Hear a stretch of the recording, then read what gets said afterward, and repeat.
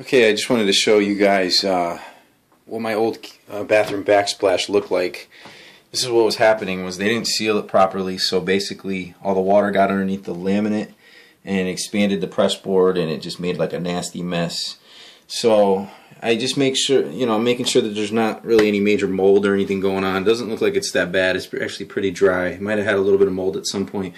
But I'm just scraping it up, and I might hit it with some bleach and let it dry, but I'm on the fence about that.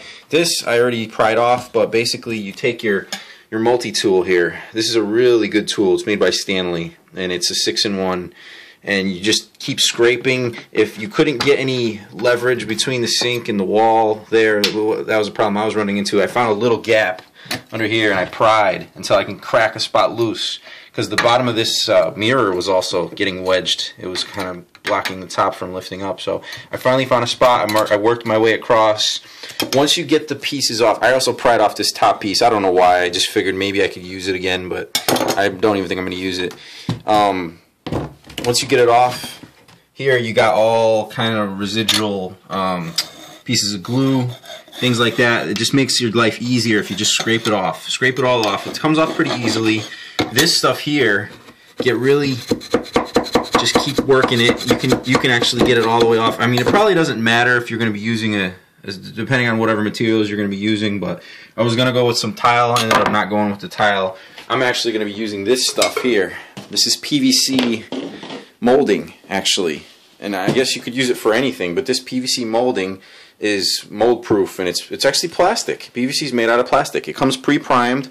I'm going to use some Zinsser mold resistant paint on it. It's a little container, a little paint bucket for 10 bucks. And once I have this down here, I can give you an idea of what it might look like. This is going to go on the backsplash, and then I have another strip that's going to go on the bottom, just like so. Sorry about my camera skills here while I'm trying to do something with one hand, but depending on whatever way I decide I like it better, you put a little, this edge strip was like $3. This is also PVC, and boom, you got a nice little backdrop here, and it doesn't look so bad at all, honestly. I mean, it matches the cabinets. The cabinets are white. So I'm going to go with this, and seeing as this stupid mirror doesn't have an edge on it, I'm going to actually eventually frame the mirror as well. So I'm going to have a nice framed mirror with a nice backsplash, and probably the frame on the mirror, I'm probably going to go with a different color, but we'll see.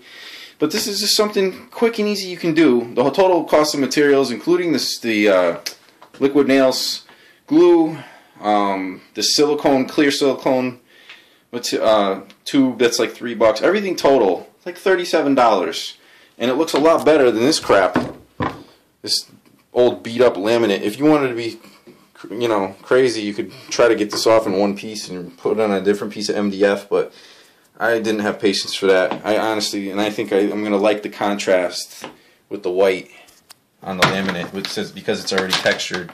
So once this is all together, I'll take another video and you guys can see the final result. I'm kind of glad that I saved this trim piece, this top side of the laminate, because I'm going to use this. I'm going to line it up with the end of the board, and then on the other end I'm going to make my mark, and that's where I'm going to cut. It's already pre-measured for me. I don't even have to screw around with measuring if I don't want to. So that's just one tip if you want to save yourself a little bit of time, or if you don't have a tape measure handy, you can just use the old piece from the last piece of backsplash and line it right up on the new piece that you got to cut.